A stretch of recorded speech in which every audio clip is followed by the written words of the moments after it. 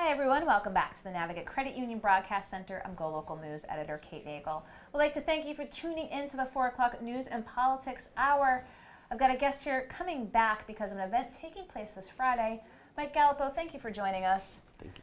Friday is going to be here in the state and internationally. It is International Overdose Awareness Day, and there's going to be events taking place here in the state basically to recognize the day, recognize the epidemic, and recognize the need to, again, continue to work on ways to approach this. So tell us a little bit about the day and what to expect on Friday.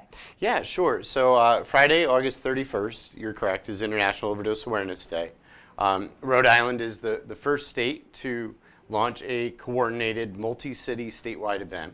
And part of our work on that date is to launch a new program, thanks to a law that was recently passed to recognize the legality of narcotics testing supplies and additionally narcotics testing supply services. So a person is allowed to assist another person in determining the contents of the substances they're consuming. And the idea is that by providing this education into the community, we will help to reduce the death or the risk of death from overdose as a result of people consuming completely unknown substances. So for many people, the certainty of knowledge of the contents of their substance will lead to a change in their behavior that we know also leads to a reduction in the risk for death from overdose.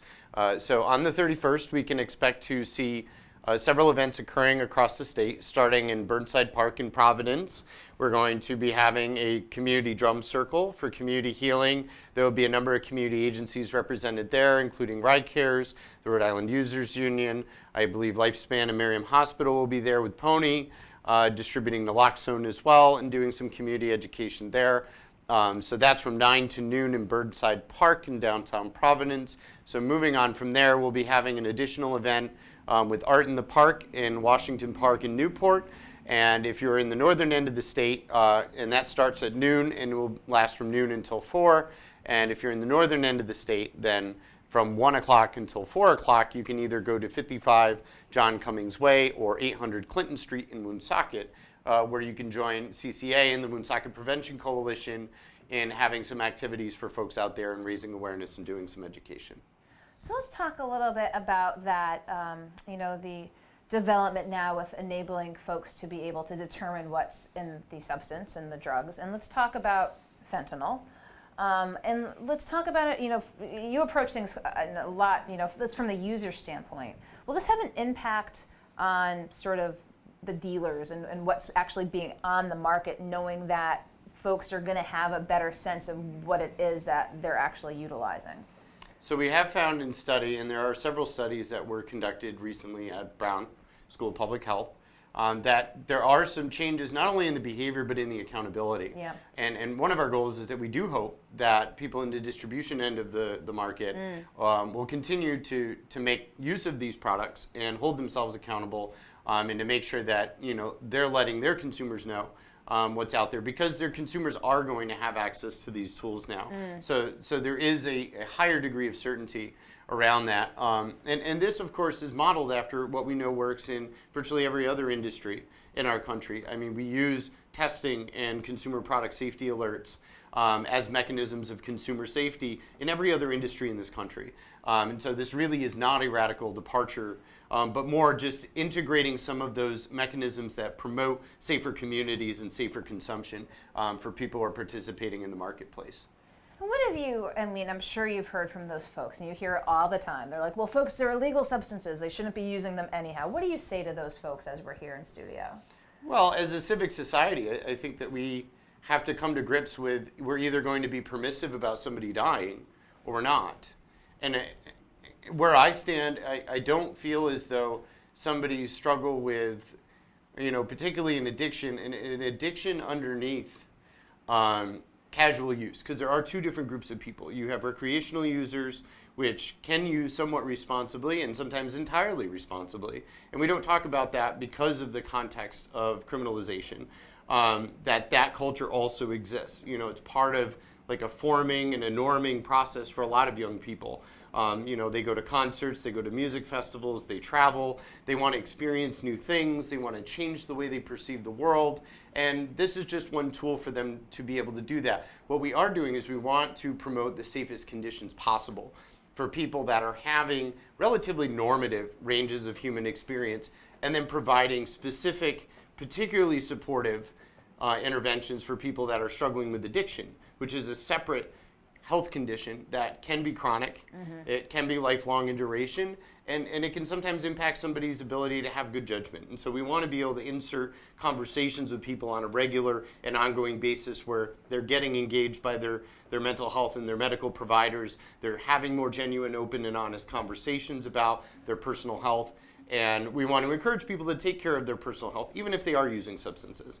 And we know that the outcomes of that, the outcomes for our society, and particularly being a civic society, we want to encourage autonomy and for people to have the liberty to choose to do the best things that they can with the knowledge and the tools that they have.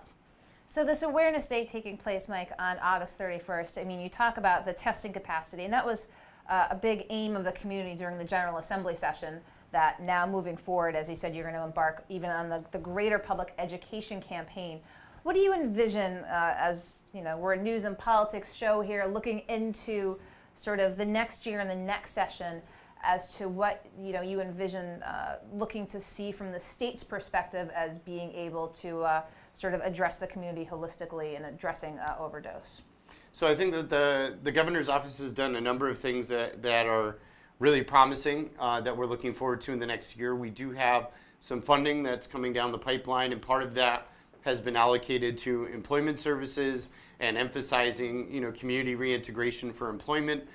We know that, there's a very strong body of evidence around people having access to meaningful employment and having a life's purpose, which is a cornerstone of a person's successful recovery.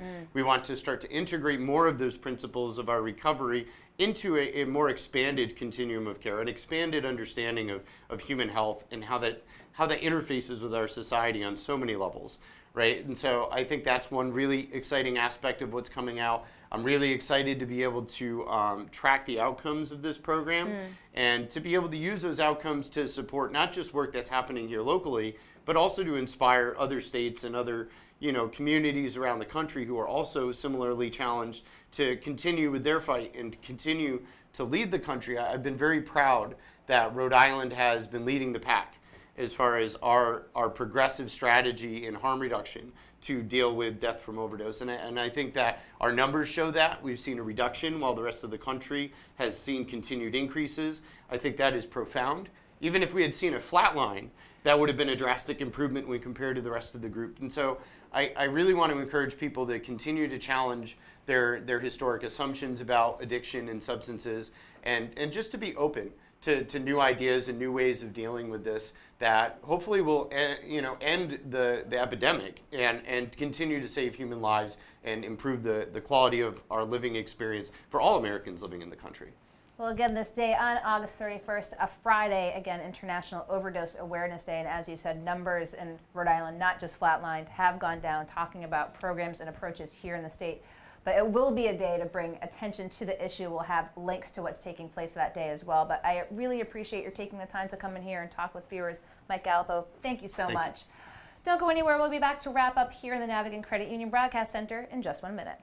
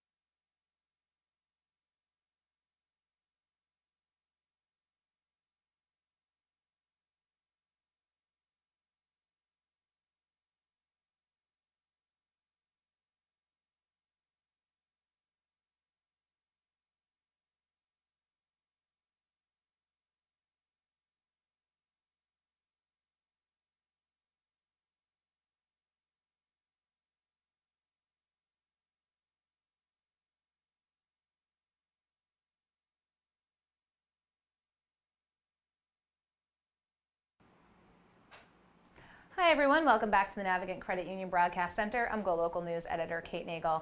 Thanks for tuning in this Wednesday afternoon. We have been very busy today here at GoLocal.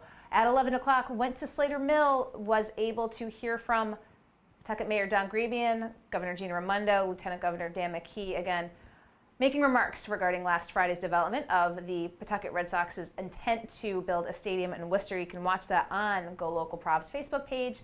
3 o'clock was Laura Afonso with food, talking poke bowls and sweets. And then lots of news and politics during the 4 o'clock hour. Jeff Mortimer, the Director of Investment Strategy at BNY Mellon, here in town today talking with us about market outlooks and as well as in conjunction with potential for the midterm elections. Robin Garceau with Robin Garceau Interiors, as she does, breaks down interior design into small bites, talked about floor plans, whether you're building a custom design build or working with an existing home, how to incorporate the size and scope of floor plans. Bob Whitcomb, GoLocal columnist, came in, talked about current events, talked a little bit about the Catholic Church nationally, here locally, of course, the Pawtucket Red Sox and what he is going to be writing about this coming Sunday. And Mike Galipeau to talk about International Overdose Awareness Day taking place on August 31st. What he says have been strides made by the state, what they're looking to raise awareness for moving forward, and what we can expect in the next year. So thanks for tuning in. Of course, be sure to check out GoLocalProv.com and GoLocalProv on Facebook throughout the evening.